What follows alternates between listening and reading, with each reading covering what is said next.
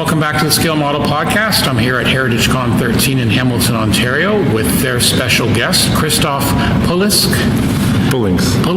I've been screwing that up all morning. He's been laughing at me for that. So Kristof's here representing AK Interactive, doing he did an amazing weathering demo for a small group of modelers.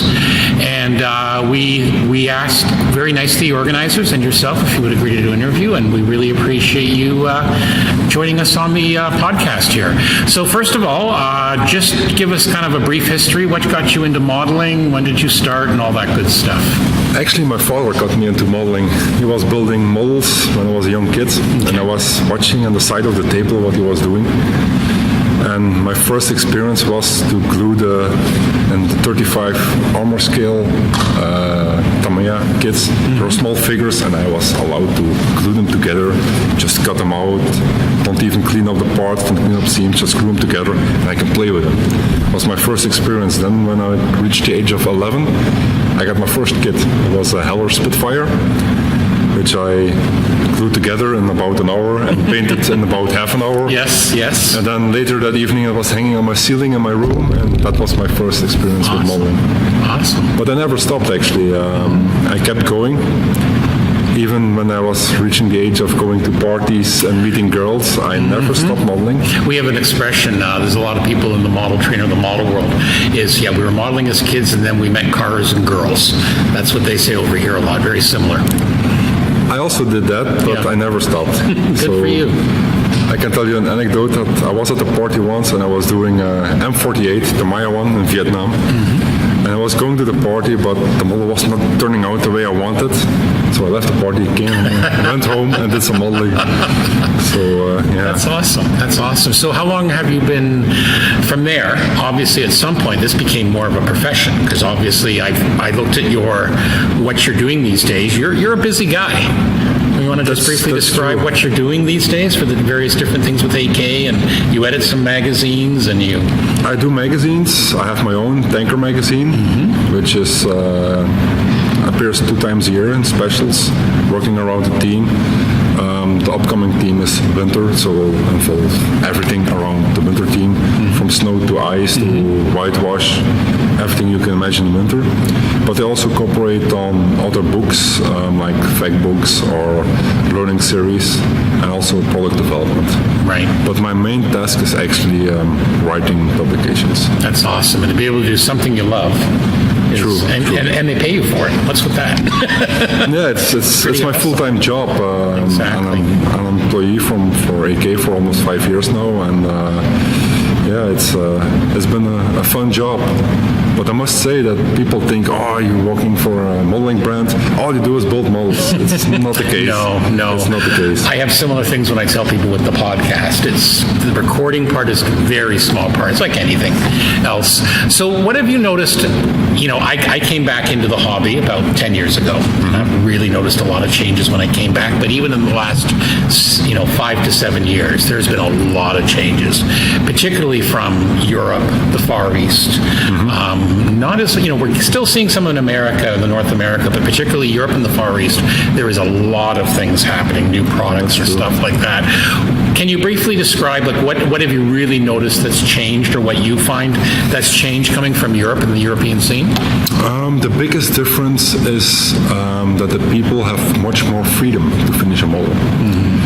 In the early days, when I was started, I was heavily influenced by Francois Verlinden, who was also a Belgian. Yes.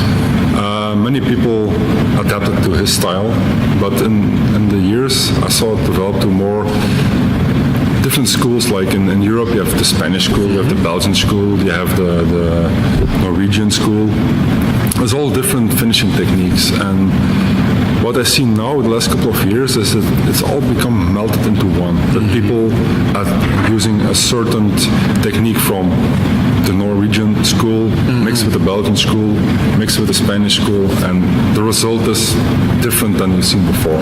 Right. So people are picking out techniques and using those products for those finishes to have, create their own identity to the models. And I think as well, what we also noticed is there used to be a lot of, things on, I want to enter a contest in that. And I'm pleased to see the hobby, a lot of it is you can use whatever technique you want as long as it works for you. In the end, it's something you enjoy doing. And you were talking about, I know earlier at the demo, you were talking about the various schools and that, and I didn't realize there were so many. I'd heard of the Belgian, I've heard of the Spanish, you mentioned the Norwegian, there's so much. And even now in the days of the internet, as you say, there's so much resource stuff coming out. Like we've got, on the table here, you've got, some of the magazines, your Tanker magazine.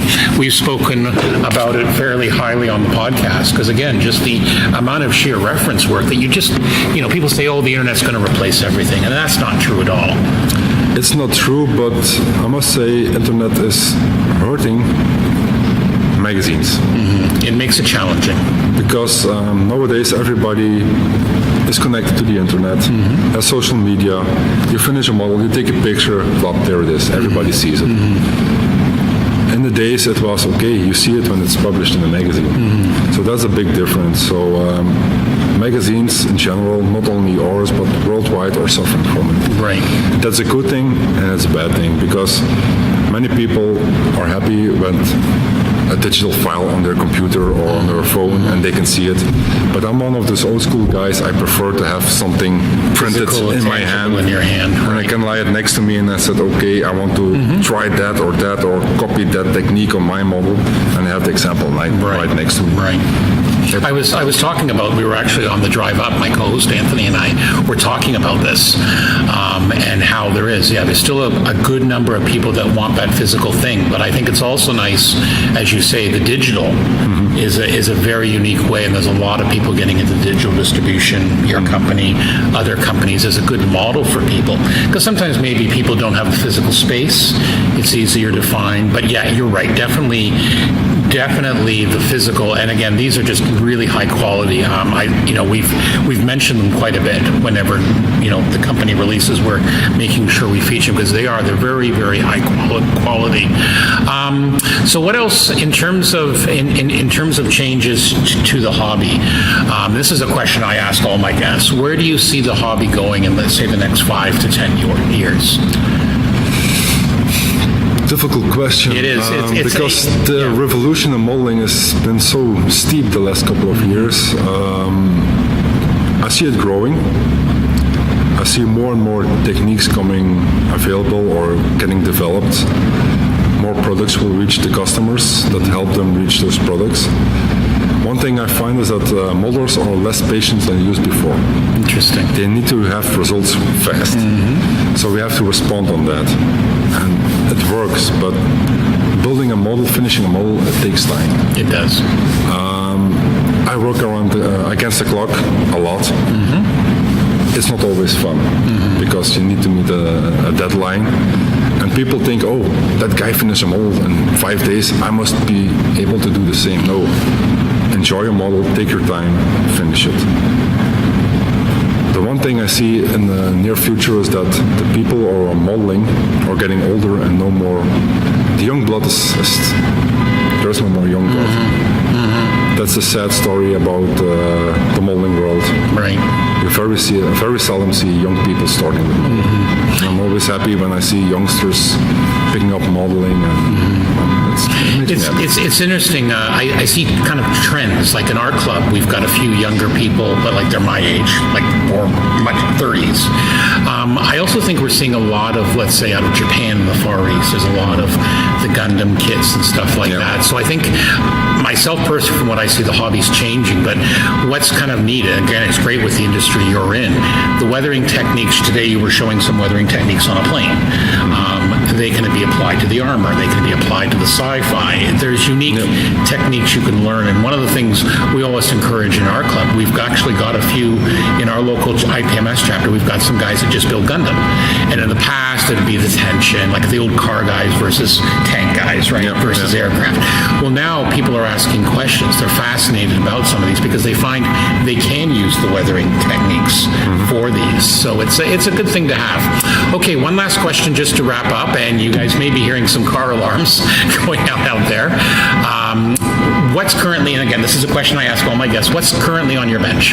What are you currently working on? And it doesn't have to be for work, it can be for yourself. What do you work on? Currently on my bench is an AMX 10 RCR.